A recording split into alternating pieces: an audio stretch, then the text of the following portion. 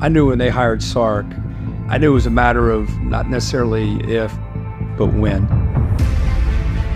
You combine the resources and the history and tradition of Texas with how Sark was going to attack, put a staff together and really attack recruiting and create a culture here that's all about winning. I'm really excited about the future and what they're able to build here in Austin. And we are back here with my top 5 college football games of the week. You know, I gotta show love to my smaller schools. The D2 game of the week is Colorado Mines versus Angelo State down in Texas.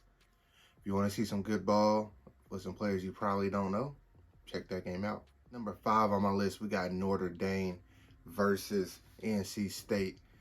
Sam Hartman looked good in their first 2 games, going 33 for 40 with 445 yards and 6 touchdowns. But both of those teams were not so great. NC State, on the other hand, their quarterback, Brandon Armstrong, looks really, really, really good in their first game, but also not against the best competition. He ran for 96 yards, and what did he throw for? Let me see, check the notes real quick. 17 for 26, 155 yards. And he had 19 carries for 96 yards and 2 touchdowns. In this game,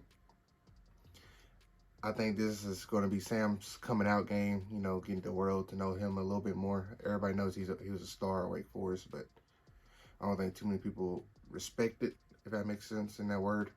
So yeah, I'm taking Notre Dame to win on the road in NC State. Number 4 on my list, we got one of 2 ranked matchups this week. Ole Miss at Tulane. Jackson Dart looked really good in their first game.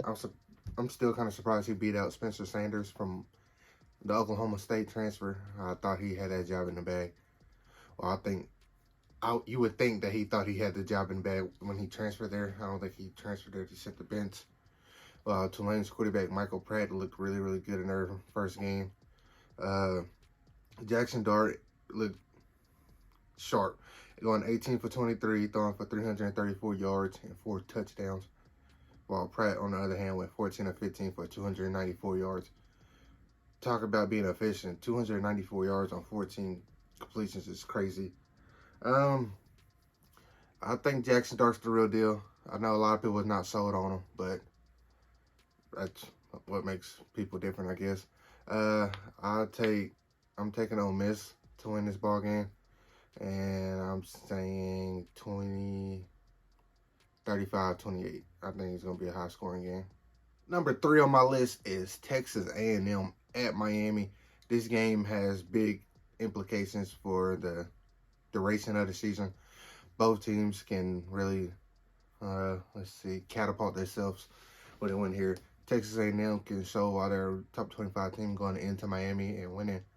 And Miami can burst into the top 25 with a win here at home. Texas A&M quarterback Connor Weigman went 18 for 23 for 236 yards and 5 touchdowns in their last game, while Tyler Van Dyke went 17 for 22 and threw 1 touchdown and 1 interception against Miami of Ohio. I feel like Texas A&M looks really, really good in their last game, but Miami is at home.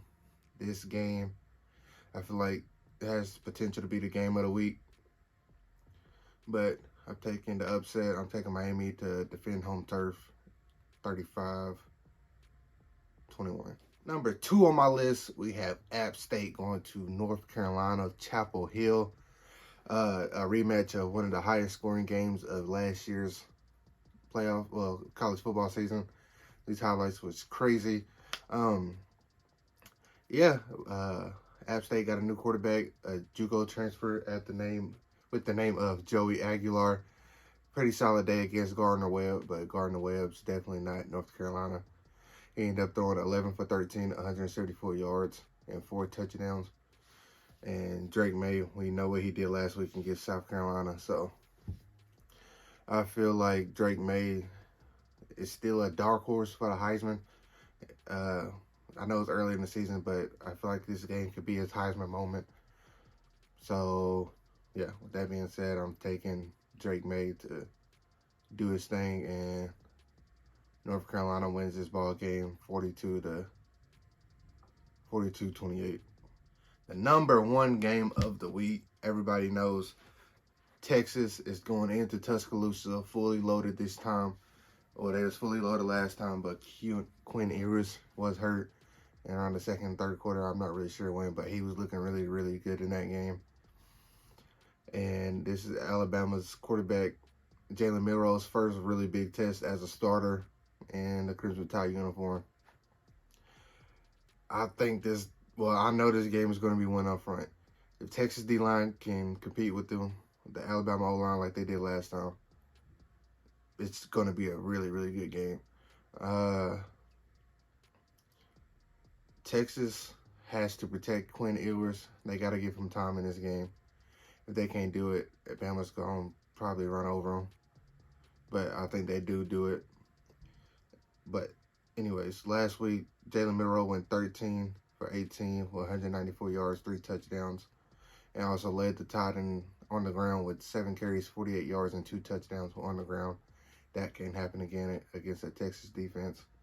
While Quinn Ewers went 19 of 30, 260 yards, and 3 touchdowns against Rice.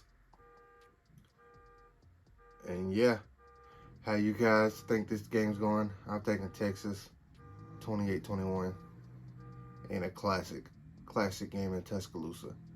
Like always, let me know what you guys think about this video or my picks, predictions. I am taking Texas. I know that kind of what do you mean you're taking Texas? People said that last week about Colorado too. But yeah, that's my picks. I'm taking, let me see, Notre Dame, Ole Miss, Miami, North Carolina, and Texas. Let me know what you guys think about them. Like always, if you like the video, make sure you like, comment, and subscribe. Be good people. Peace.